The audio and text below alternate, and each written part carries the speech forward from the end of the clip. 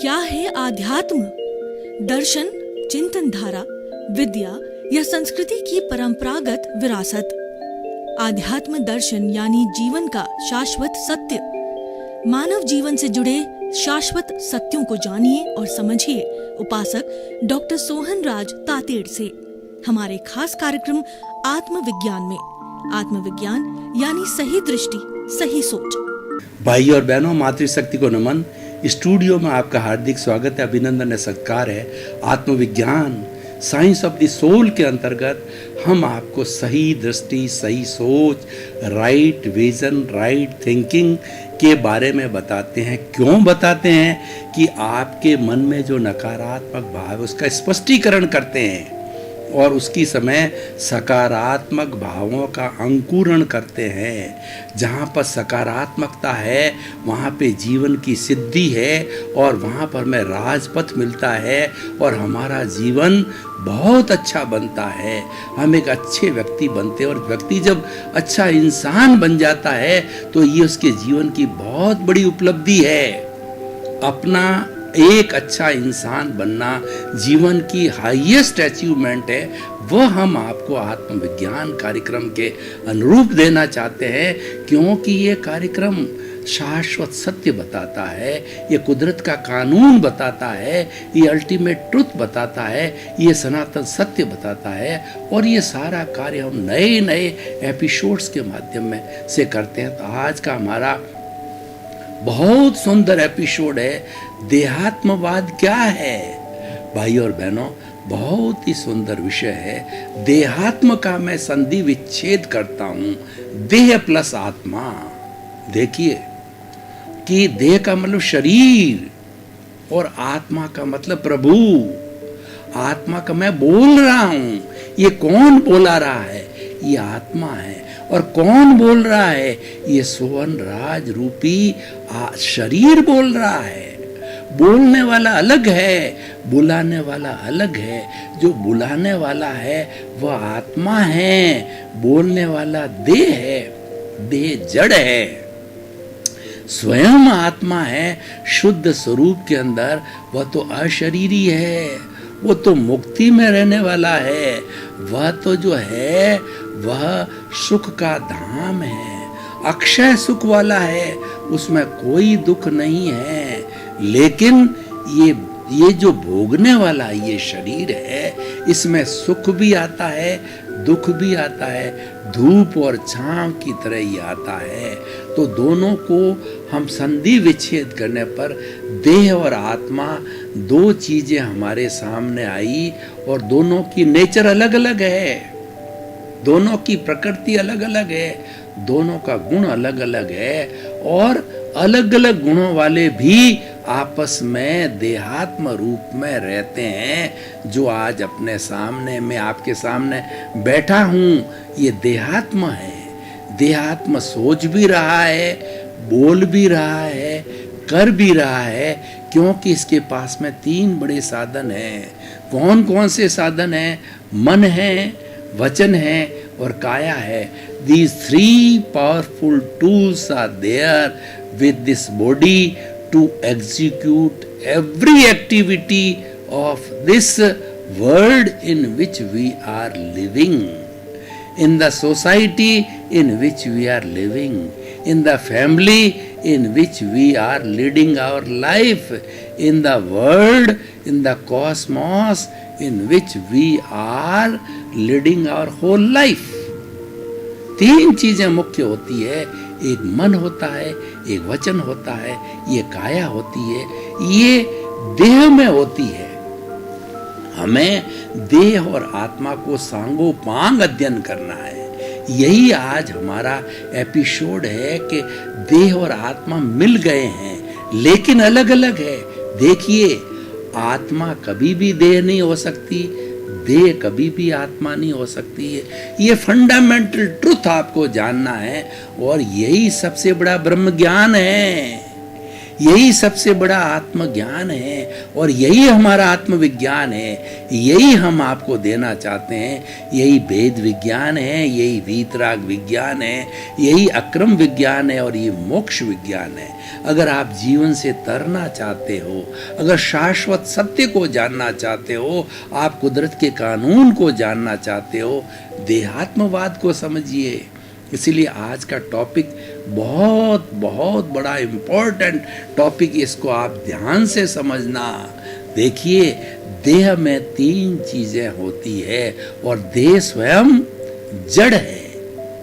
जड़ किसे कहते हैं? जिसमें वर्ण होता है, गंध होता है, रस होता है, स्पर्श होता है, वह जड़ कहलाता है। और गलन मिलन धर्मा होता है। देह में अपने आप के अंदर या जड़ में अपने आप में कोई फीलिंग्स नहीं होती और उसके अंदर ना कोई तरह का जो सुख दुख होता है, ना कोई प्रजनन होती है, ना कोई ग्रोथ होती है। वह तो एक जड़ का टुकड़ा है। लेकिन देहात्म में देखिए कि ये जड़ होते हुए भी चेतन का काम कर रहा है। ये हाथ हिला रहा है, ये बोल रहा है, ये सुख दुख की अनुभूति कर रहा है, ये फीलिंग्स कर रहा है। ये किस लिए हुआ? क्योंकि जड़ के साथ चेतन मिला है। चेतन मुख्य बात है। चेतन इज ए प्राइमरी थिंग। तो हमने जड़ की परिभाषा की। चेतन किसे कहते हैं? असंख्य चेतनामय परमाणुओं के पिंड को चेतना कहते हैं, आत्मा कहते हैं, सोल कहते हैं। इसके 23 नाम हैं। किसी भी नाम से पुकारिए, मूल बात यह है कि चेतनामय परमाणुओं के पिंड को चेतना कहते हैं। इसकी 9 कैरेक्टरिस्टिक बताई गई है। प्रजनन होती है, ग्रोथ होती है, फीलिंग होती है और सुख दुख की अनुभूति होती है। और इसको विज्ञान ने कॉन्शियसनेस के 9 कैरेक्टरिस्टिक बताए हैं। दोनों को पास पास रखो तो बिल्कुल एक से लगते हैं। इसका मतलब कॉन्शियसनेस और आत्मा एक है, विज्ञान सम्मत है। आत्मा को विज्ञान ने भी माना है। आइंस्टीन सबसे बड़े वैज्ञानिक हुए और उन्होंने जिंदगी भर नई नई खोजें की, लाइट की, थ्योरी ऑफ रिलेटिविटी की और भी बहुत से आविष्कार किए। बचपन से मृत्यु तक जब भी कभी वो ट्रेवलिंग करते तो भी अपनी लेबोरेटरी साथ लेकर के चलते। एक बार किसी टीटी ने, जब वो लेबोरेटरी रूप में जो है पैसेंजर के रूप में कर रहे थे, तो टीटी ने उनके घूंसा मार दिया।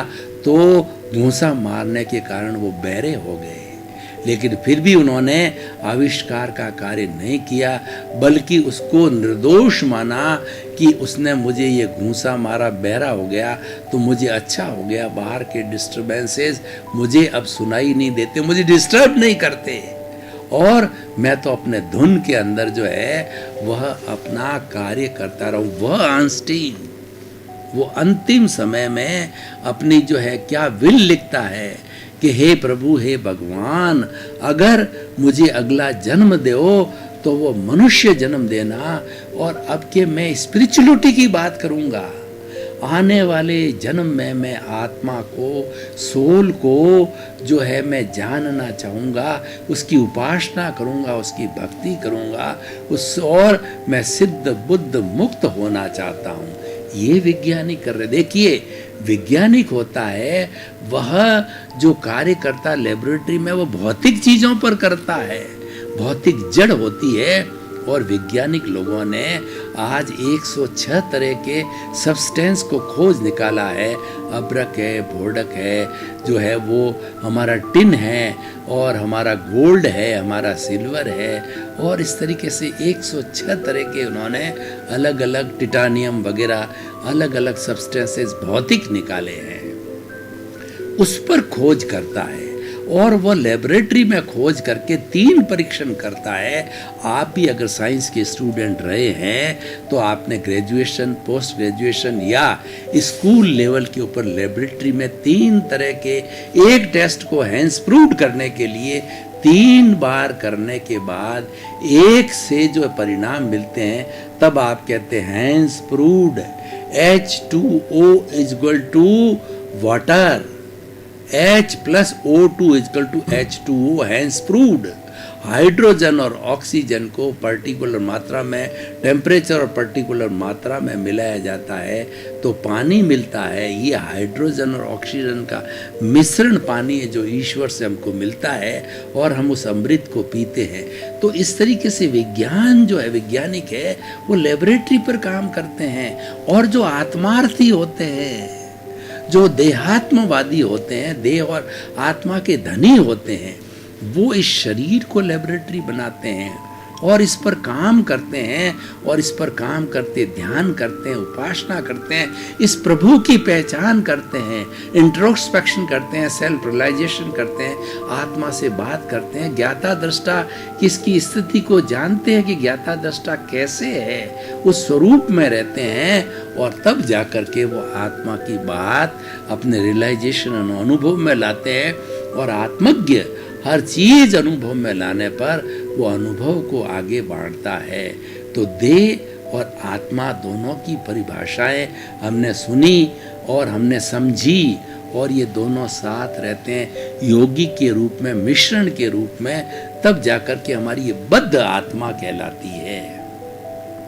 मुक्त आत्मा अलग है, मुक्त शरीर अलग है। इनको बद्ध करने वाला जो कॉज है, जो गंगोत्री है, वह है कार्बन शरीर, कॉजल बॉडी, और उसके साथ के अंदर जो है सूक्ष्म शरीर, लिंग शरीर सांख्य की भाषा में।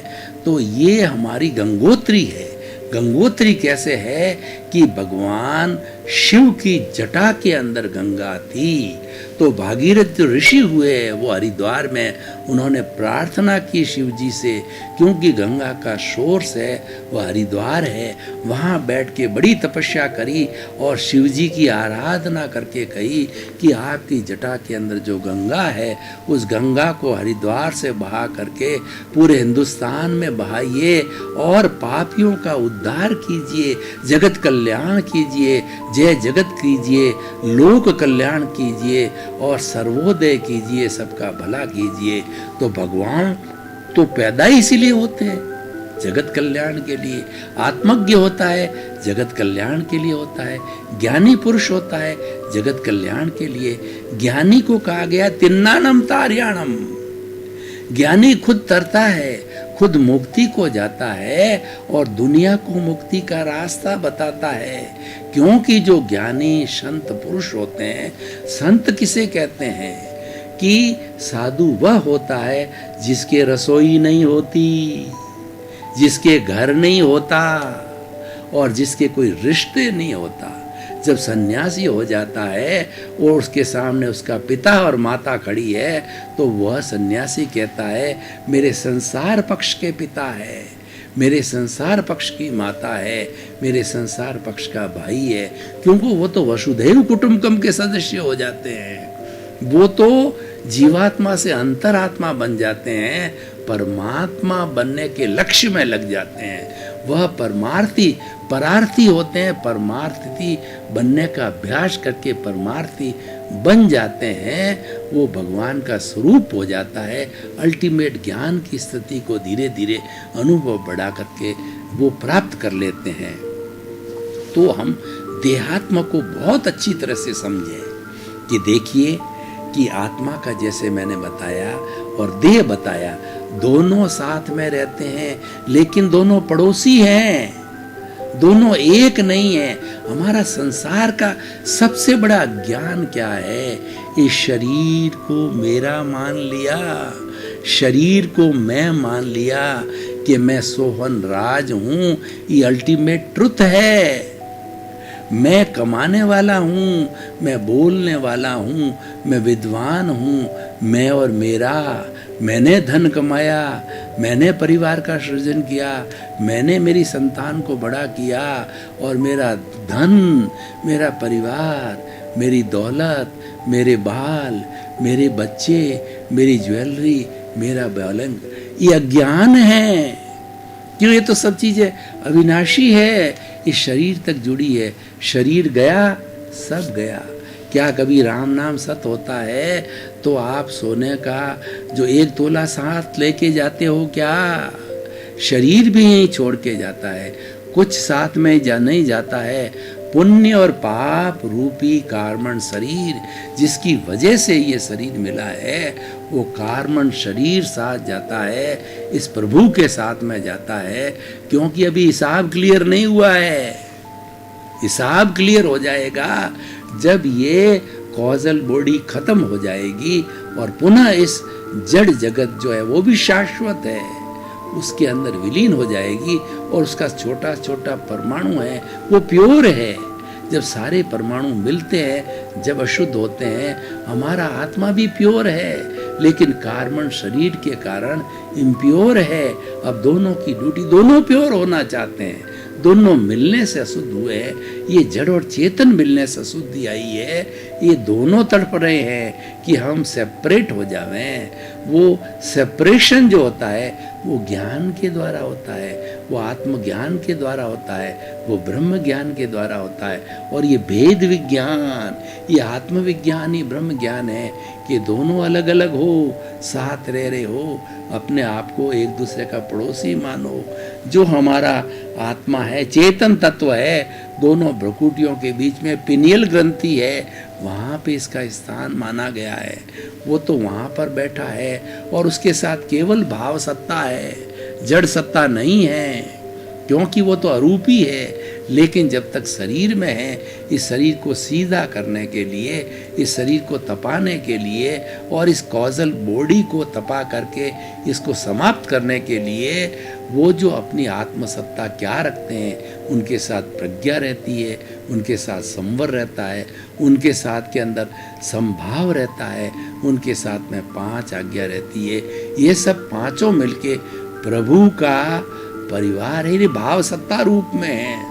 और करने वाला ये है, वो कुछ नहीं करते क्योंकि वो तो अशरीरी है, वो तो भाव रूप में रहते हैं। आत्मा क्रिया है। जब हमको ब्रह्म ज्ञान मिलता है ज्ञानी पुरुष की कृपा से और हमारे पुण्योदय की कृपा से, तब हमारे इस प्रभु की भाव सत्ता बाहर आती है। प्रज्ञा, वह प्रज्ञा सारा कार्य करती है, वह इसकी मॉनिटर बन जाती है, शरीर की, इस शरीर की मालिक बन जाती है।